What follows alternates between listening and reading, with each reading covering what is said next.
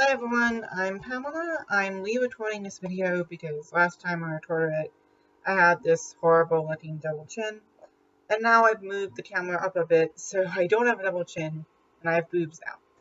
Yep, that's what happens when you move a camera. It just shows how artificial, I guess, female attractiveness is. Just move a camera and everything looks different. I finally got 1 subscriber by being an evil TERF and leaving an evil TERF comment.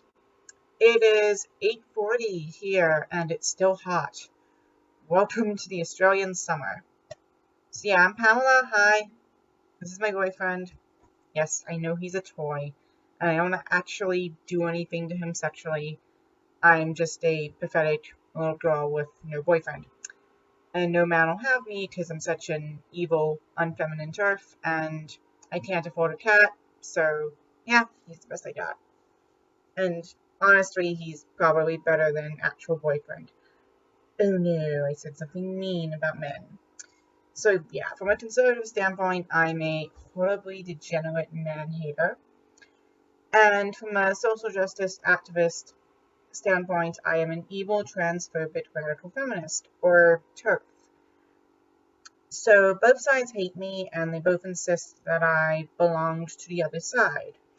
So which side am I on really? Well, according to every political alignment test I've taken on the internet and my own self-identity, which is good enough for liberals, liberal social justice activists in other situations, I'm a left-winger. That's what all the tests say, that's what my own personal feelings say, and that should be enough, right? So why do social justice activists not see me as left-wing?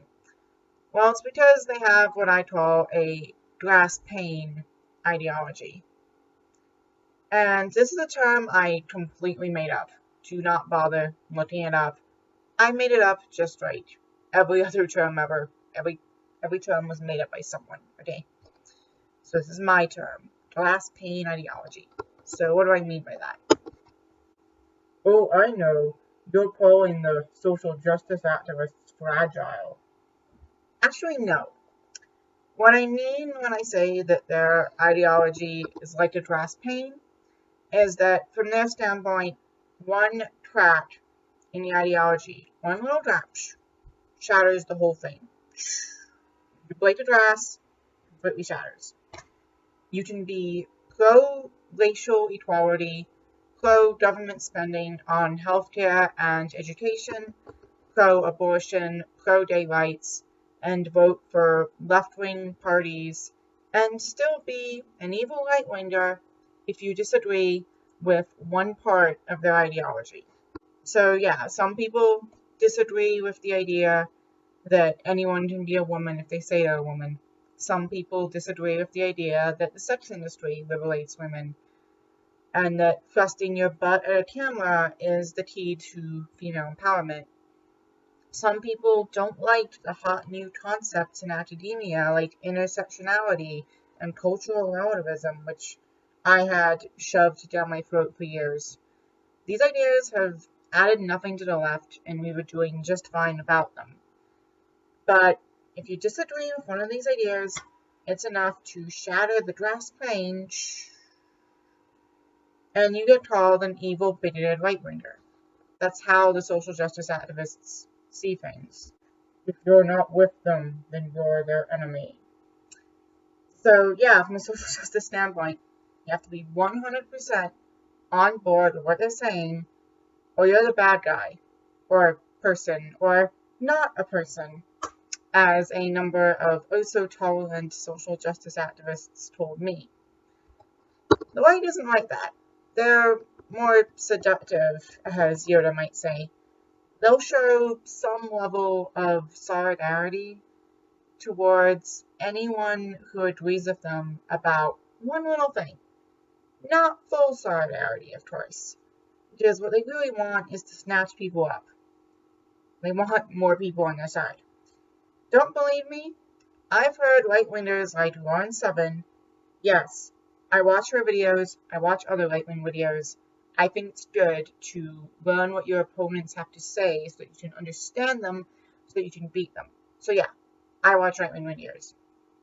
And I've heard them talk about how they, as the right, want to use divisive social justice ideas, like intersectionality, to snatch up white women for their movement because white women are fed up with being told by social justice warriors that we are the worst people ever. We are seen as being worse than white men and right-wing white men in many cases. And yes, in case you cannot tell, I'm Jewish. Physically, ethnically, not religiously or culturally. But yeah, I am part of the Jewish race, and so a lot of right-wingers wouldn't treat me well either. But throughout my day-to-day experience, I am white, I am perceived as white. Social justice activists perceive me as white, even when they can't physically see me because of my language choices. And so yeah, from that, for all intents and purposes, that's not the phrase. For all intents and purposes, I am white. And I'll be the first to admit that getting some level of sympathy from right-wingers over my disagreements with social justice activism can feel really good. And I can see how progressive people would be sucked in by this. And now that I've said that, I'm going to anger the social justice activists even more, and they're going to call me a horrible right-wing bigot, and that's going to start the whole cycle again. So what needs to happen is that social justice activists need to draw a distinction between leftists they disagree with and right-wingers. Because if they don't, they're going to create more right-wingers. This doesn't mean that the radical left needs to be more moderate. I don't think social justice activism is radical at all, but if you think it is, then by all means be as radical as you want. Have whatever positions you want. But you need to let people have different positions and still be leftists. Unless you're fully convinced and can prove that they are right-wingers. You're innocent until proven guilty, okay? Here's a hint. Genuine right-wingers usually have more than a few right-wing positions. Conservatism is a complex ideology with lots of interconnected ideas and assumptions. Or at least it used to be. Now it's all about hating social justice activism. But here's the problem. If the right achieves its goal of crushing social justice activism, other leftists are next. This happened with the old left. The moderate leftists didn't want to ally with the socialists and the communists because they were all bad and evil, and they were radical, and they were scary, and now these, far left groups have been all but wiped out in the West. And so now the social justice activists are the crazy new radicals, even though their demands are extremely moderate. Okay, tell me how putting a rich white woman in the White House and adding some intersectional characters to the latest Star Wars film is more radical than overthrowing capitalism through a revolution. Explain that to me. Why the hell are you the crazy leftists? They're not, right? Their demands are ultimately quite trivial. They don't really challenge the system, which means they're not radical. But these, minor little demands are met with such fierce opposition because the original radical left is all but extinct. And also these demands kind of mess with everyday stuff that people care about, like movies. So what the social justice activists need are less grass pains and more solidarity with other left-wingers. Solidarity does not mean that everyone agrees on everything. It means we work together to fight our common enemy, even when we don't agree. That's what being an ally means. Ally does not mean being someone's best friend. It doesn't mean shutting up and doing whatever they say. It doesn't mean constantly apologizing for your existence. because you're not the most oppressed person ever. It just means working together. Western Europe and the Soviet Union were allies during World War II. They were the allies. They didn't like each other, but they fought together to defeat the Nazis. That's what being an ally means. That is all that it means. I'm willing to be an ally to social justice activists in that sense, but I want to have my own ideas, and I want to, stay true to what I believe, and they can stay true to what they believe, and they can be radical, and I can be radical, and I'm not calling for any kind of moderation. I'm just saying we need more different viewpoints to be included. And that doesn't mean we can't challenge each other's viewpoints. I'll challenge them. I'll let them challenge me. The difference is that I won't refuse to ally with them because of their positions. Debate is good. Deciding that people who disagree with you are automatically your political opponents isn't. And that's what social justice activists have done to me.